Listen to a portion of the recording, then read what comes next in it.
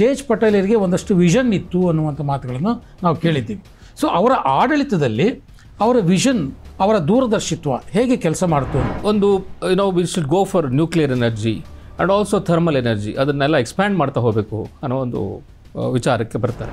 ಎನ್ವೈರನ್ಮೆಂಟಲಿಸ್ಟು ಮತ್ತು ಇಂಟೆಲೆಕ್ಚುಯಲ್ಸು ಕೆಲವರೆಲ್ಲ ತುಂಬ ಅಪೋಸ್ ಮಾಡ್ತಾರೆ. ರಾಮಕೃಷ್ಣ ಹೆಗಡೆ ಅವರು ಒಂದು ದೊಡ್ಡ ಸೆಮಿನಾರೇ ಮಾಡಿಸ್ತಾರೆ.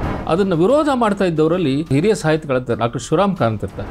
ಪಟೇಲರಿಗೆ ನೀರಾವರಿಯಲ್ಲೂ ಆಸಕ್ತಿ ಇರುತ್ತೆ. ಕೇಂದ್ರದಲ್ಲಿ ದೇವೇಗೌಡರು ಪ್ರಧಾನಮಂತ್ರಿ ಆಗಿರ್ತಾರೆ. ಅಂದರೆ ಆಗಲೇ ಡಬಲ್ ಇಂಜಿನ್ ಸರ್ಕಾರ, ಹೇಗೆ ರಾಜ್ಯಕ್ಕೆ ಅನುಕೂಲ ಆಯಿತು? ಒಂದು ಇಂಜಿನ್ ಈ ಕಡೆ ಹೋಗ್ತಾ ಇತ್ತು, ಇನ್ನೊಂದು ಇಂಜಿನ್ ಈ ಕಡೆ ಹೋಗ್ತಾ ಇತ್ತು. ಅವರಿಗೆ ಗೊತ್ತಿತ್ತು ಯಾವತ್ತಾದರೂ ತಮ್ಮ ಸರ್ಕಾರ ಬಿದ್ದು ಹೋಗ್ಬೋದು ಅಂತೇಳಿ. ನಾನು ಅಲಕ್ ನಿರಂಜನ್, ನೀನು ನನ್ನನ್ನು ಏನಂತ ತಿಳ್ಕೊಂಡಿದ್ಯಾ? ಈ ಕಂತ್ರಿ ಕೆಲಸಗಳನ್ನು ಮಾಡೋಕ್ಕೆ ಹೋಗಬೇಡ. ನೀವು ಹೇಳಿದಾಗೆಲ್ಲ ನಾನು ಅವ್ರನ್ನ ಸೇರಿಸ್ಕೊಳ್ಳೋದು, ತೆಗೆಯೋದು ಮಾಡಿದ್ರೆ ನಾನು ಇಲ್ಲಿ ಮುಖ್ಯಮಂತ್ರಿ ಆಗಿರಲಿಕ್ಕೆ ಸಾಧ್ಯ ಇಲ್ಲ. ಸ್ನೇಹಿತರೆ ನಮಸ್ಕಾರ, ಹೊಸ ದಿಗಂತ ಡಿಜಿಟಲ್ ಚಾನೆಲ್ಗೆ ಸ್ವಾಗತ. ಫ್ಲ್ಯಾಶ್ಬ್ಯಾಕ್ ಕಾರ್ಯಕ್ರಮದಲ್ಲಿ ಜೆ.ಎಚ್. ಪಟೇಲರ ಹಾಸ್ಯಭರಿತ ಮಾತುಗಳು ಹೇಗಿದ್ವು ಅನ್ನೋದನ್ನು ಕಳೆದ ಸಂಚಿಕೆಯಲ್ಲಿ ನೀವು ಕೇಳಿದ್ರಿ. ಜೆ.ಎಚ್. ಪಟೇಲರ ಬಗ್ಗೆ ಇನ್ನಷ್ಟು ಮಾಹಿತಿಯನ್ನು ಕೊಡೋದಕ್ಕೆ ಮತ್ತೆ ಇವತ್ತು ನಮ್ಮ ಜೊತೆ ಇದ್ದಾರೆ ಹಿರಿಯ ಪತ್ರಕರ್ತರಾದಂಥ ಪಿ. ರಾಮಕೃಷ್ಣ ಉಪಾಧ್ಯಾಯ ಅವರು. ರಾಮಕೃಷ್ಣ ಉಪಾಧ್ಯಾಯ ಅವರಿಗೆ ನಾನು ಸ್ವಾಗತವನ್ನು ಬಯಸ್ತೇನೆ. ನಮಸ್ಕಾರ ಸರ್. ನಮಸ್ಕಾರ ಸರ್. ಜೆ.ಎಚ್. ಪಟೇಲರ ಹಾಸ್ಯ ಲಹರಿ ಬಗ್ಗೆ ಒಂದಷ್ಟು ಮಾತುಗಳನ್ನು ನೀವು ನಮ್ಮ ವೀಕ್ಷಕರ ಜೊತೆ ಹಂಚ್ಕೊಂಡಿದ್ರಿ. ಅದಷ್ಟೇ ಅಲ್ಲ, ಜೆ.ಎಚ್. ಪಟೇಲರಿಗೆ ಒಂದಷ್ಟು ವಿಷನ್ ಇತ್ತು ಅನ್ನುವಂಥ ಮಾತುಗಳನ್ನು ನಾವು ಕೇಳಿದ್ದೀವಿ. ಸೊ ಅವರ ಆಡಳಿತದಲ್ಲಿ ಅವರ ವಿಷನ್, ಅವರ ದೂರದರ್ಶಿತ್ವ ಹೇಗೆ ಕೆಲಸ ಮಾಡ್ತು ಅಂತ ನಿಮಗನ್ಸುತ್ತೆ? ನೋಡಿ ಸ್ವಾಮಿ, ಜೆ.ಎಚ್. ಪಟೇಲರು ರಾಮಕೃಷ್ಣ ಹೆಗಡೆ ಸರ್ಕಾರದಲ್ಲಿ ಇಂಧನ ಮಂತ್ರಿಯಾಗಿ ತುಂಬ ಒಳ್ಳೆಯ ಕೆಲಸ ಮಾಡಿದರು. ನಮಗೆಲ್ಲ ಗೊತ್ತಿದ್ದ ಹಾಗೆ 80s and 90s ಭಾರಿ ವಿದ್ಯುತ್ ಕ್ಷಾಮ ಕರ್ನಾಟಕದಲ್ಲಿ, ಯಾವಾಗಲೂ ಪವರ್ ಕಟ್ಸ್. ಹೌದು. ಸೊ ಪಾಪ ಕಾಲೇಜು ಸ್ಕೂಲ್ ಮಕ್ಕಳು ಕತ್ಲೆಯಲ್ಲೇ ಓದುವಂಥದ್ದು, ಆ ಮೇಣದ ಬತ್ತಿಲಿ, ಚಿಮಣೆ ಬತ್ತಿಲಿ ಓದುವಂಥ ಒಂದು ಪರಿಸ್ಥಿತಿ ಉಂಟಾಗ್ತಾಯಿತ್ತು. ಹೌದು ಹೌದು. ಅದನ್ನು ನೋಡಿದ್ದಂಥ ಪಟೇಲರು ಏನಾದರೂ ಇದಕ್ಕೊಂದು ಸಮಸ್ಯೆಗೆ ಪರಿಹಾರ ಕಂಡುಕೊಳ್ಬೇಕು ಅಂತ ರಾಮಕೃಷ್ಣ ಶಾಶ್ವತ ಪರಿಹಾರ ಕಂಡುಕೊಡ್ಬೇಕು ಅಂತ ಹೇಳಿ ಮುಖ್ಯಮಂತ್ರಿ ಜೊತೆ ಮಾತಾಡ್ತಾರೆ. ಆವಾಗ ಒಂದು we should go for nuclear energy and also thermal energy, ಅದನ್ನೆಲ್ಲ ಎಕ್ಸ್ಪ್ಯಾಂಡ್ ಮಾಡ್ತಾ ಹೋಗಬೇಕು ಅನ್ನೋ ಒಂದು ವಿಚಾರಕ್ಕೆ ಬರ್ತಾರೆ. ಆವಾಗ ಕೈಗಾದಲ್ಲಿ ಒಂದು ಎರಡು ಒಳ್ಳೆ ವಿದ್ಯುತ್ ಇದನ್ನು ಹಾಕೋಣ ಅಂಥೇಳಿ ಪ್ರಪೋಸಲ್ ಬರುತ್ತೆ ಕ್ಯಾಬಿನೆಟ್ ಮುಂದೆ.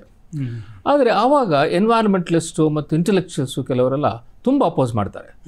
ಅಣು ವಿದ್ಯುತ್ ಬೇಡ, ನಮ್ಮ ರಾಜ್ಯಕ್ಕೆ ಬೇಡವೇ ಬೇಡ ಅಂಥೇಳಿ. ಅದು ಕೈಗಾ ಅಂತ ಪ್ರದೇಶ, ವೆಸ್ಟರ್ನ್ ಘಾಟ್ಸ್ನಲ್ಲಿ ಇರ್ತಕ್ಕಂಥ ಪ್ರದೇಶ, ಅಲ್ಲಿ ಹಾಕೋದಕ್ಕೆ ಬೇಡ ಅಂಥೇಳಿ. ಆವಾಗ ರಾಮಕೃಷ್ಣ ಹೆಗಡೆ ಅವರು ಒಂದು ದೊಡ್ಡ ಸೆಮಿನಾರೇ ಮಾಡಿಸ್ತಾರೆ. ಈಗೆಲ್ಲ ಪ್ರಾಜೆಕ್ಟ್ಸ್ ಮಾಡೋದಂದರೆ ಅವ್ರ ಪಾಡಿಗೆ ಅವ್ರು ಮಾಡಿಸ್ಕೊಂಡು ಹೋಗ್ತಾ ಇರ್ತಾರೆ. ನಾವು ನೋಡ್ತಾ ಇದ್ದೀವಿ ಟನಲ್ ಪ್ರಾಜೆಕ್ಟ್ಸ್ ಅಂತ ಹೇಳಿ 18,000 20,000 ಕೋಟಿ, ಅದ್ರ ಬಗ್ಗೆ ಪೊಲಿಟಿಕಲ್ ಡಿಸ್ಕಷನ್ ಇಲ್ಲ, ಏನಿರಲ್ಲ. ಸೊ ಆದರೆ ರೆಡಿ ಮಾಡು, ಸ್ಯಾಂಕ್ಷನ್ ಮಾಡಿಸ್ಕೊ, ದುಡ್ಡು ಖರ್ಚು ಮಾಡು. ಸೊ ಈ ರೀತಿ. ಆದರೆ ಆವಾಗ ಒಂದು ಸೆಮಿನಾರ್ ಮಾಡಿಸ್ತಾರೆ ಇಂಡಿಯನ್ ಇನ್ಸ್ಟಿಟ್ಯೂಟ್, ನನಗೆ ಜ್ಞಾಪಕ ಇದ್ದಂಗೆ ಇನ್ಸ್ಟಿಟ್ಯೂಟ್ ಆಫ್ ಸೈನ್ಸ್ನಲ್ಲಿ ಸೆಮಿನಾರ್ ಮಾಡ್ತಾರೆ. ಅವಾಗ ಡಾಕ್ಟರ್ ರಾಜಾರಾಮಣ್ಣ, ಡಾಕ್ಟರ್ ಶ್ರೀನಿವಾಸನ್ ಇಂಥ ಪ್ರಮುಖವಾದಂಥ ಅಣುವಿಜ್ಞಾನಿಗಳೆಲ್ಲ ಬಂದಿರ್ತಾರೆ. ಹಾಗೆ ಅದನ್ನು ವಿರೋಧ ಮಾಡ್ತಾ ಇದ್ದವರಲ್ಲಿ ಸಾಹಿತಿಗಳು, ಹಿರಿಯ ಸಾಹಿತಿಗಳಂತ ಡಾಕ್ಟರ್ ಶಿವರಾಮ್ ಕಾರಂತ್ ಇರ್ತಾರೆ.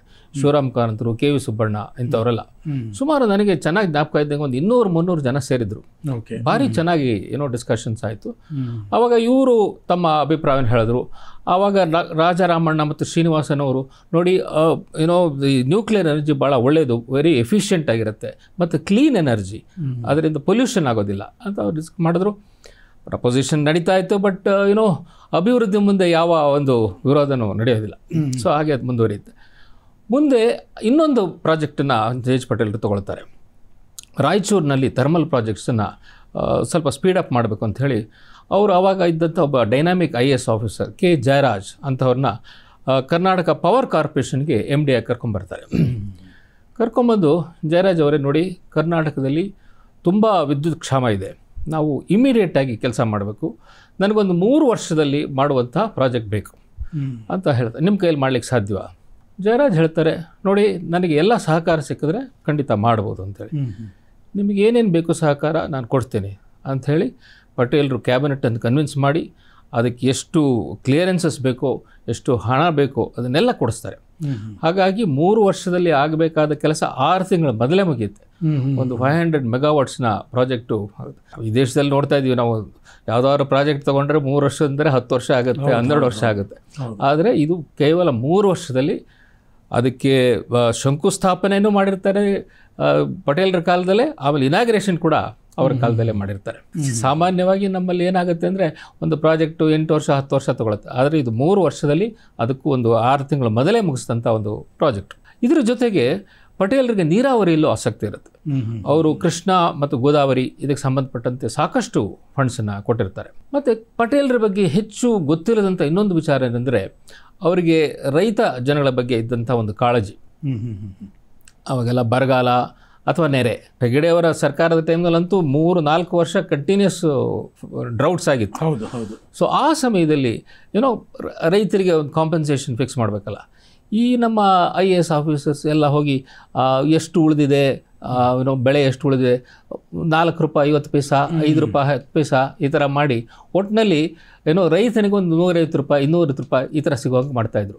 ಆದರೆ ಪಟೇಲರು ಇಷ್ಟು ಜಿಪುಣರಾಗ್ಬಿಡ್ರಿ, ಪಾಪ ಅವ್ರ ಜೀವನ ಮಾಡೋದು ಹೇಗೆ, ಅವರ ಎಲ್ಲ ಕಳ್ಕೊಂಡಿದ್ದಾರೆ ಅಂತ ಹೇಳ್ಬಿಟ್ಟು ಅದನ್ನು ಸುಮಾರು 1000 ಪಟ್ಟು ಜಾಸ್ತಿ ಮಾಡಿಸ್ತಾ ಇದ್ರು. ಸೊ ಈ ರೀತಿ ಅವರಿಗೊಂದು ರೈತರಿಗಿದ್ದಂಥ ಕಾಳಜಿಯನ್ನು ಅವರು ಕ್ಯಾಬಿನೆಟ್ನಲ್ಲಿ ಕನ್ವಿನ್ಸ್ ಮಾಡಿಸ್ತಾ ಇದ್ರು. ನೋಡಿ, ನಾವು ಕೊಡಬೇಕಾಗತ್ತೆ ಇಷ್ಟು ಕಾಂಪನ್ಸೇಷನ್ನು, ಇಲ್ಲದೇ ಇದ್ರೆ ಅವರು ಜೀವನ ಮಾಡೋದಕ್ಕೆ ಕಷ್ಟ ಆಗುತ್ತೆ ಅಂತ ಹೇಳಿ ಕೊಡಿಸ್ತಾ ಇದ್ರು. ಹೀಗೆ ಅವರು ವಿವಿಧ ರೀತಿಯಲ್ಲಿ ಸರ್ಕಾರದಲ್ಲಿ ತಮ್ಮ ಕಾಂಟ್ರಿಬ್ಯೂಷನ್ ಮಾಡ್ತಾಯಿದ್ರು. ಅಂದರೆ ಅವರು ಇಂಧನ ಮಂತ್ರಿಗಳಾಗಿ ಅವರ ವಿಷನ್ ಏನಿತ್ತು ಅದನ್ನು ಎಕ್ಸಿಕ್ಯೂಟ್ ಮಾಡಲಿಕ್ಕೆ ಸಾಕಷ್ಟು ಕೆಲಸ ಮಾಡಿದ್ರು. ಅದಾದಮೇಲೆ ಮುಖ್ಯಮಂತ್ರಿಗಳಾದ ಮೇಲೂ ಕೂಡ ಅವರು ಸಾಕಷ್ಟು ರೀತಿಯಲ್ಲಿ ರೈತರ ಪರವಾಗಿ ಕಾಳಜಿಯನ್ನು ತೋರಿಸಿದರು. ಇಲ್ಲಿ ಇನ್ನೊಂದು ಪ್ರಶ್ನೆ ಅಂತಂದರೆ, ಅವರು ಮುಖ್ಯಮಂತ್ರಿಗಳಾದ ಮೇಲೆ ಕೇಂದ್ರದಲ್ಲಿ ದೇವೇಗೌಡರು ಪ್ರಧಾನಮಂತ್ರಿ ಆಗಿರ್ತಾರೆ. ಅಂದರೆ ಆಗಲೇ ಡಬಲ್ ಇಂಜಿನ್ ಸರ್ಕಾರ ಕರ್ನಾಟಕದಲ್ಲಿ. ಸೊ ದೇವೇಗೌಡರಿಂದ ರಾಜ್ಯಕ್ಕೆ ಅಥವಾ ಪಟೇಲರ ಸರ್ಕಾರಕ್ಕೆ ಯಾವ ರೀತಿ ಸಹಕಾರ, ಮಾರ್ಗದರ್ಶನ, ಒಂದು ಯಾವ ರೀತಿ ಅನುದಾನಗಳು ಬಂದವು, ಹೇಗೆ ರಾಜ್ಯಕ್ಕೆ ಅನುಕೂಲ ಆಯಿತು, ಆ ರೀತಿ ಏನಾದ್ರು ಆಯ್ತಾ? ಇದು ಡಬಲ್ ಇಂಜಿನ್ ಸರ್ಕಾರ ಅಂದರೆ ಒಂದು ಇಂಜಿನ್ ಈ ಕಡೆ ಹೋಗ್ತಾ ಇತ್ತು, ಇನ್ನೊಂದು ಇಂಜಿನ್ ಈ ಕಡೆ ಹೋಗ್ತಾ ಇತ್ತು. ಆ ರೀತಿ ಸರ್ಕಾರ. ಸಿ, ಕರ್ನಾಟಕಕ್ಕೆ ಎಷ್ಟೊಂದು ಬೆನಿಫಿಟ್ ಆಗಬೇಕಾಯಿತು, ಎರಡೂ ನಮ್ಮದೇ ಸರ್ಕಾರ. ಹೌದು. ಆದರೆ ಕೋಆರ್ಡಿನೇಷನ್ ಇರಲಿಲ್ಲ. ಹಾಗಾಗಿ ಮತ್ತೆ ದೇವೇಗೌಡರಿಗೆ ಅಲ್ಲಿ ಹೋದಾಗ ಒಂದು ರೀತಿಯ ಅವರು ಅಫ್ಕೋರ್ಸ್ ಕೇವಲ 46 ಜನ MP ಗಳಿದ್ದಂಥ ಜನತಾದಳದಿಂದ ಪ್ರಧಾನಮಂತ್ರಿ ಆದವರು. ಸೊ 543 ಜನ MP ಇರತಕ್ಕಂತಹ ಒಂದು ಸಂಸತ್ನಲ್ಲಿ ಅವರಿಗೆ ಗೊತ್ತಿತ್ತು ಯಾವತ್ತಾದರೂ ತಮ್ಮ ಸರ್ಕಾರ ಬಿದ್ದು ಹೋಗ್ಬೋದು ಅಂಥೇಳಿ. ಹಾಗಾಗಿ ಅವರು ತುಂಬ ಕರ್ನಾಟಕದ ರಾಜಕಾರಣದ ಬಗ್ಗೆನೇ ಹೆಚ್ಚು ಗಮನ ಹರಿಸ್ತಾ ಇದ್ರು. ಸೊ ನಾವೆಲ್ಲ ಆಗ ಕೇಳ್ದಂಗೆ ಅವರು ಬೆಳಗಾಗೋದಕ್ಕೆ ಮೊದಲು ಕರ್ನಾಟಕದಲ್ಲಿ ಯಾರಿಗಾರು ಫೋನ್ ಮಾಡ್ತಾಯಿದ್ರು, ಜೊತೆಗೆ ತಮ್ಮ ಹೊಳೆ ನರಸೀಪ್ ಕೂಡ ಫೋನ್ ಮಾಡಿ ಏನಾಗ್ತಾ ಇದೆಯಪ್ಪ ಅಲ್ಲಿ ಅಂತ ವಿಚಾರಿಸ್ಕೊತಾ ಇದ್ರು. ರೂಟ್ ಮರಿತಾ ಇರಲಿಲ್ಲ. ಅದ್ರ ಜೊತೆಗೆ ಒಂಥರ ಐ ಥಿಂಕ್ ದೇವೇಗೌಡರಿಗೆ ಸೆನ್ಸ್ ಆಫ್ ಇನ್ಸೆಕ್ಯೂರಿಟಿ ಕಾಡ್ತಾ ಇತ್ತು ಅಂತ ಕಾಣುತ್ತೆ. ಅವರು ಪ್ರಧಾನಮಂತ್ರಿ ಆದ ಕೂಡಲೇ ಮಾಡಿದಂಥ ಒಂದು ಮುಖ್ಯವಾದ ಕೆಲಸ ಅಂದರೆ ಹೆಗಡೆ ಅವ್ರನ್ನ ಉಚ್ಚಾಟನೆ ಮಾಡಿದ್ದು. ಅದರ ಫಲವನ್ನು ಇಮಿಡಿಯೇಟ್ಲಾಗಿ ಅನುಭವಿಸ್ಬೇಕಾಗತ್ತೆ. ಯಾಕಂದರೆ ಆ ಉಚ್ಚಾಟನೆ ಆದಮೇಲೆ ರಾಮಕೃಷ್ಣ ಹೆಗಡೆ ಅವರಿಗೆ ಆ ಶಾಕಿಂದ ಹೊರಗೆ ಬರೋದಕ್ಕೆ ಸುಮಾರು 2 ತಿಂಗಳ ಕಾಲವೇ ಹಿಡಿಯುತ್ತೆ. ಆಮೇಲೆ ಅವರ ಸಹೋದ್ಯೋಗಿಗಳೆಲ್ಲ ಹೇಳ್ತಾರೆ, ನೀವು ಯಾಕೆ ಹೀಗಿದ್ದೀರಿ, ನಿಮಗೆ ಸಾಕಷ್ಟು ಜನ ಬೆಂಬಲ ಇದೆ, ನೀವು ರಾಜ್ಯಾದ್ಯಂತ ಪ್ರವಾಸ ಮಾಡಬೇಕು ಅಂಥೇಳಿ. ಆವಾಗ ನವನಿರ್ಮಾಣ ವೇದಿಕೆ ಅಂತ ಒಂದು ಸಂಸ್ಥೆಯನ್ನು ಕಟ್ಟಿಕೊಂಡು ಅವರು ರಾಜ್ಯಾದ್ಯಂತ ಸುತ್ತಲಿಕ್ಕೆ ಶುರು ಮಾಡ್ತಾರೆ. ನೋಡಿ, ನಮ್ಮಲ್ಲಿ ಜನಗಳಿಗೆ ಕೆಳಗೆ ಬಿದ್ದವನ ಬಗ್ಗೆ ಅನುಕಂಪ ಜಾಸ್ತಿ. ಹಾಗಾಗಿ ತುಂಬ ಜನ ಸೇರ್ತಾರೆ ಅದರಲ್ಲೂ ನಾರ್ತ್ ಕರ್ನಾಟಕದಲ್ಲಿ ತುಂಬ ಜನ ಸೇರ್ತಾರೆ. ಸೊ ಹೆಗಡೆ ಅವ್ರಿಗೊಂದಷ್ಟು ಹುಮ್ಮಸ್ಸು ಬರುತ್ತೆ, ಪರವಾಗಿಲ್ಲ, ನನಗೆ ರಾಜಕೀಯವಾಗಿ ಇನ್ನೂ ಜೀವ ಇದೆ ಅಂಥೇಳಿ. ಆವಾಗ ಆ ಸಂಸ್ಥೆಯನ್ನು ಒಂದು ಪೊಲಿಟಿಕಲ್ ಪಾರ್ಟಿ ಮಾಡೋಣ ಅಂಥೇಳಿ ಲೋಕಶಕ್ತಿ ಅನ್ನೋ ಪಕ್ಷವಾಗಿ ಕನ್ವರ್ಟ್ ಮಾಡ್ತಾರೆ.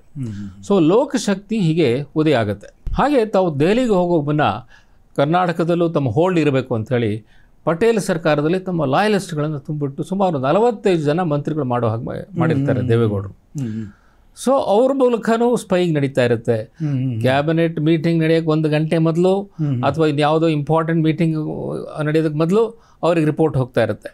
ಕ್ಯಾಬಿನೆಟ್ ಮೀಟಿಂಗು ಅದು ಮೀಟಿಂಗ್ ಮುಗಿದ ಮೇಲೆ ಕೂಡ ಅವರಿಗೆ ಏನಾಯಿತು ಅಂಥೇಳಿ. ಆದರೆ ಇದೆಲ್ಲ ಪಟೇಲ್ರಿಗೂ ಗೊತ್ತಿರುತ್ತೆ, ಎಲ್ಲ ರಿಪೋರ್ಟಿಂಗ್ ನಡೀತಾ ಇದೆ ಡೈಲಿಗೆ ಅಂತೇಳಿ. ಆದರೆ ಅವರು ಅದರ ಬಗ್ಗೆ ಅಷ್ಟೊಂದು ತಲೆ ಕೆಡಿಸ್ಕೊಂಡಿರಲ್ಲ.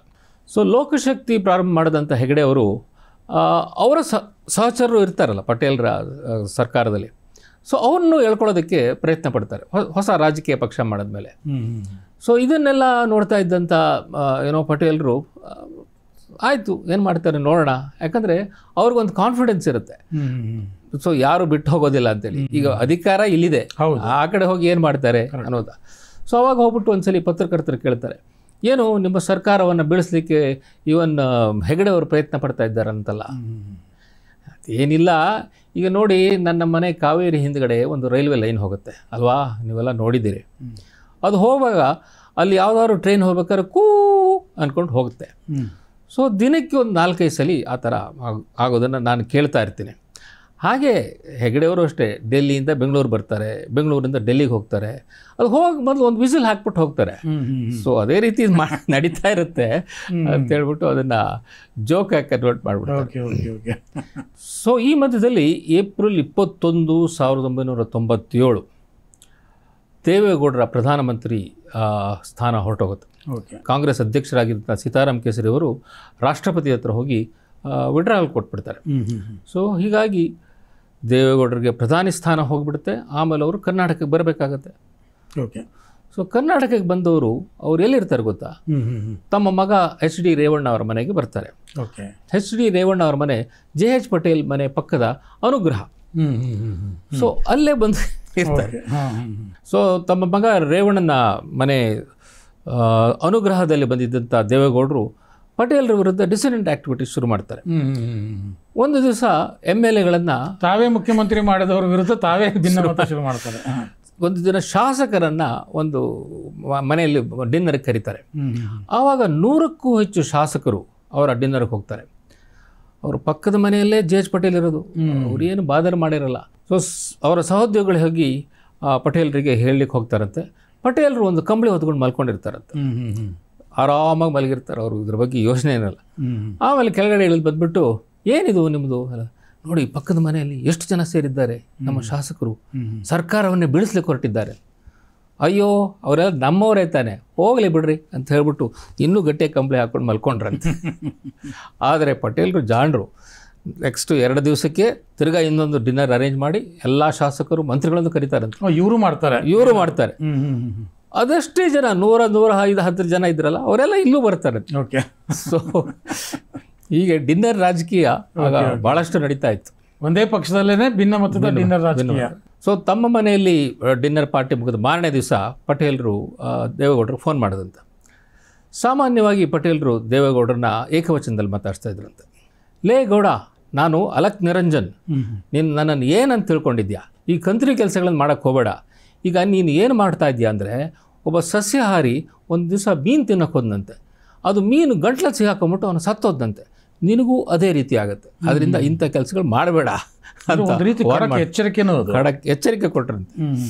ಸೊ ಇನ್ನೊಂದ್ಸಲಿ ಗೌಡರು ಪಟೇಲ್ರಿಗೆ ಫೋನ್ ಮಾಡಿ, ಅವರಿಗೆ ಕೆಲವು ಮಂತ್ರಿಗಳು ಅವ್ರ ಪರವಾಗಿಲ್ಲ, ಅವರಿಗೆ ಸರಿಯಾದ ರಿಪೋರ್ಟಿಂಗ್ ಮಾಡ್ಕೊತಾ ಇಲ್ಲ ಅಂತ ಹೇಳಿದ್ರೆ ಅವ್ರನ್ನ ತೆಗಿಬೇಕು ಅಂತೇಳಿ. ಸೊ ಫೋನ್ ಮಾಡಿ, ನೋಡಿ ಒಂದಿಬ್ಬರು ಇವರು ಸರಿಯಾಗಿ ಕೆಲಸ ಮಾಡ್ತಾ ಇಲ್ಲ, ಅವ್ರನ್ನ ತೆಗೀರಿ ಅಂದ್ರಂತೆ. ಆವಾಗ ಪಟೇಲರು ಗೌಡ್ರು ಹೇಳಿದಂತೆ, ನೋಡಪ್ಪ ಗೌಡ, ನೀನು ಹೇಳ್ದಂಗೆ ಮಂತ್ರಿಗಳನ್ನು ಮಾಡಿದ್ದೀನಿ, ಅವರು ತಮ್ಮ ಕೆಲಸಗಳನ್ನು ಮಾಡ್ಕೊಂಡು ಹೋಗ್ತಾ ಇದ್ದಾರೆ. ನೀವು ಹೇಳಿದಾಗೆಲ್ಲ ನಾನು ಅವ್ರನ್ನ ಸೇರಿಸ್ಕೊಳ್ಳೋದು ತೆಗೆಯೋದು ಮಾಡಿದ್ರೆ ನಾನು ಇಲ್ಲಿ ಮುಖ್ಯಮಂತ್ರಿ ಆಗಿರಲಿಕ್ಕೆ ಸಾಧ್ಯ ಇಲ್ಲ ಅಂತ ಹೇಳ್ಬಿಟ್ಟು ಅವ್ರ ಮಾತನ್ನು ಒಪ್ಕೊಳ್ಳಿಲ್ವಂತೆ, ರಿಜೆಕ್ಟ್. ಸೊ ಈ ರೀತಿ ಖಡಕ್ಕಾಗಿ ಉತ್ತರ ಕೊಡುವಂಥ ಒಂದು ಶಕ್ತಿ ಪಟೇಲರಿಗಿತ್ತು.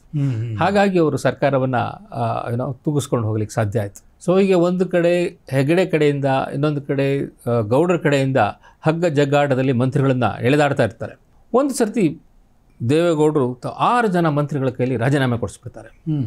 ಸೊ ರಾಜೀನಾಮೆ ಕೊಡಿಸಿದಾಗ ಸರ್ಕಾರ ಉಳಿಯುತ್ತೋ ಇಲ್ಲೋ ಅಂತ ಪಟೇಲರ ಹತ್ರ ಒಂದು ರಿಯಾಕ್ಷನ್ ತೊಗೊಳೋದಕ್ಕೆ ಪತ್ರಕರ್ತರಲ್ಲಿ ಬೆಳ್ಳಂ ಬೆಳಗ್ಗೆ ಅವ್ರ ಮನೆಗೆ ಹೋಗ್ತಾರೆ. ಹೋಗ್ಬಿಟ್ಟು ಪಟೇಲರು ಆರಾಮಾಗಿ ಪತ್ರಿಕೆ ಓದ್ತಾ ಇರ್ತಾರೆ. ಸಾಮಾನ್ಯವಾಗಿ ಅವ್ರ ಮನೆಯಲ್ಲಿ ಪಟಾಪಟಿ ಲುಂಗಿ ಒಂದು ಬನಿಯನ್ನು ಹಾಕ್ಕೊಂಡಿರ್ತಕ್ಕಂಥದ್ದು ಹಾಕ್ಕೊಂಡು ಪತ್ರಿಕೆ ಓದ್ತಾ ಇರ್ತಾರೆ. ಓ ಏನು ಎಲ್ಲ ಇಷ್ಟು ಬೇಗ ಬಂದುಬಿಟ್ಟಿದ್ದೀರಿ ಅಂತ ಕೇಳ್ತಾರೆ. ಇಲ್ಲ ಏನೋ 6 ಜನ ಮಂತ್ರಿಗಳು ರಾಜೀನಾಮೆ ಕೊಟ್ಟಿದ್ದಾರಲ್ಲ. ಓ ಅದಾ, ರಾಜ್ಯದಲ್ಲಿ ರಾಜಕೀಯ ಪ್ಲೇಗ್ ಕಾಣಿಸ್ಕೊಂಡಿದೆ, ಅದರಲ್ಲಿ 6 ಇಲಿಗಳು ಸತ್ತಿದೆ, ಅದರಿಂದ ಏನು ಪರವಾಗಿಲ್ಲ ಬಿಡಿ, ನೀವೇನು ಯೋಚನೆ ಮಾಡಬೇಡಿ ಅಂಥೇಳಿ ಪತ್ರಕರ್ತನ ಕಳಿಸ್ಕೊಡ್ತಾರೆ. ಆಗ ಅಲ್ಲಿ BJP ಹೆಚ್ಚು ಚಾಲ್ತಿಗೆ ಬರ್ತಾ ಇತ್ತು. ಇಂಥ ಸಂದರ್ಭದಲ್ಲಿ ರಾಜ್ಯ ರಾಜಕೀಯದ ಮೇಲೆ ಅದು ಹೇಗೆ ಪರಿಣಾಮ ಬೀರಿತು ಮತ್ತು ಅದಕ್ಕೆ JH ಪಟೇಲರು ಮುಖ್ಯಮಂತ್ರಿಗಳಾಗಿ ಯಾವ ರೀತಿ ಪ್ರತಿಕ್ರಿಯೆ ಕೊಟ್ಟರು? ದೇವೇಗೌಡರು ಅಥವಾ ರಾಮಕೃಷ್ಣ ಹೆಗಡೆ ಇವರಲ್ಲೊಬ್ಬರನ್ನ ಚೂಸ್ ಮಾಡ್ಕೋಬೇಕಾಗಿತ್ತು. ಸೊ ಇದನ್ನು ಪಟೇಲರು ಒಪ್ಲಿಕ್ಕೆ ತಯಾರಿರಲಿಲ್ಲ.